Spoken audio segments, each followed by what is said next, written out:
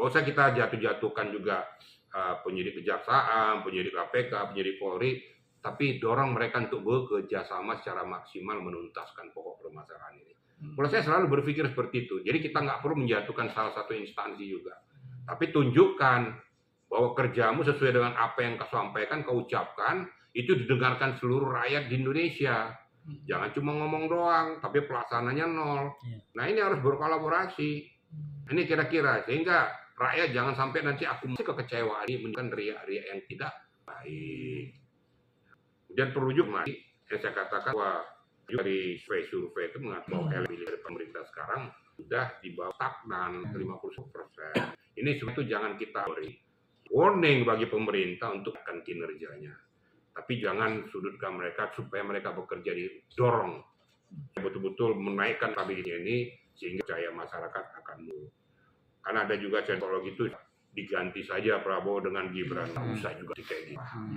Berikan kesempatan, kan baru hampir 2 tahun. Mungkin itu suntikan, shopping support kepada pemerintah Pak Prabowo supaya meningkat kerjanya. Dikatakan tadi bahwa pembantu-pembantu yang tidak kredibel diamputasi, reshuffle aja, supaya muncul manusia-manusia baru yang mempunyai jiwa kerakyatan. Jiwa yang berpihak kepada masyarakat, bangsa dan negara, bukan untuk kepentingan pribadi, kelompok atau partai politiknya. Nah, ini kan rusak semua nanti. Utamakan kepentingan rakyat. Jangan pajak-pajak ditagih-tagih, tapi pejabatnya makan semua. Itu nggak benar juga, nggak adil. Itu kira-kira. Jadi media agar memahami pola berpikir seperti itulah yang perlu disampaikan kepada masyarakat. Jangan ada oknum-oknum tertentu atau kelompok tertentu yang membakar, membuat situasional jadi semakin tidak jelas. Tapi kalau kita sadar, kita betul-betul pengen membangun negara, berikan supporting. Tapi tegur yang salah. Gitu.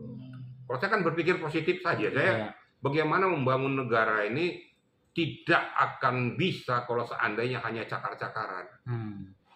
Tapi berikan supporting itu, berikan kejelasan, tapi berikan suntikan dan teguran.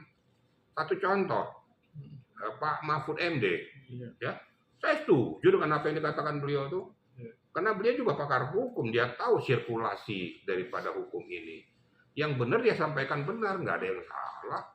Jadi nggak usah orang kebakaran jenggot gara-gara ngomongan Pak Mahfud MD. Justru itu merupakan suatu suntikan, begini rupanya. Berarti kalau ada yang nggak benar, diperbaiki segera. Seperti contoh ngomongannya Pak Ibu Yenti Ganarsi, betul. Apa yang disampaikan dia, kebetulan dia pakar TPPU kan. Saya ikuti semua kok. Nah kemarin juga Pak Susno Duaji berbicara juga betul, Pak Susno ngomong tuh. Kalau saya betul, kalau salah aja. Tapi kemarin tuh beberapa kali speak up Pak Susno Duaji itu benar dia ngomong tuh. Memang faktanya seperti itu. Contoh, Pak Susno kan ngomong tentang masalah berangkas. Ya. Berangkasnya jadi nggak tahu nomor berangkasnya berapa. Terus siapa yang tahu? Suruh coba buka itu. Nggak ngerti juga. Kepolisian juga yang buka. Akhirnya pakai flash. Pakai alat pembuka itu kan. Nah, ternyata nggak ngerti kan. Katanya yang punya berangkas. Berarti kan itu berangkas ilegal. Itu kira-kira media ya. Terkait kan ada satu nama baru yang tadi NH. Apakah akan ada lagi tersangka baru seperti nama-nama janji besar yang kita atau gimana sebagai? Kalau saya nggak mau mengatakan nama-nama besar dan lain sebagainya, tapi feeling saya mengatakan akan nyamber kepada aktor-aktor yang lain. Karena ini kalau saya lihat ini adalah korupsi berjamaah. Mega korupsi. Itu yang saya bilang tadi itu simbiosis mutualis saling menguntungkan, tapi sialnya saling menguntungkan membaik uang negara itu sial.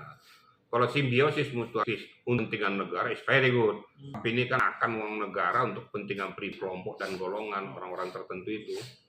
Bagi saya kalau betul memang terbukti, berkali-kali saya katakan berikan sanksi hukuman mati. Kalau nggak dikasih hukuman mati nih nggak sadar para koruptor nih. Hukuman mati aja biar sadar gitu loh.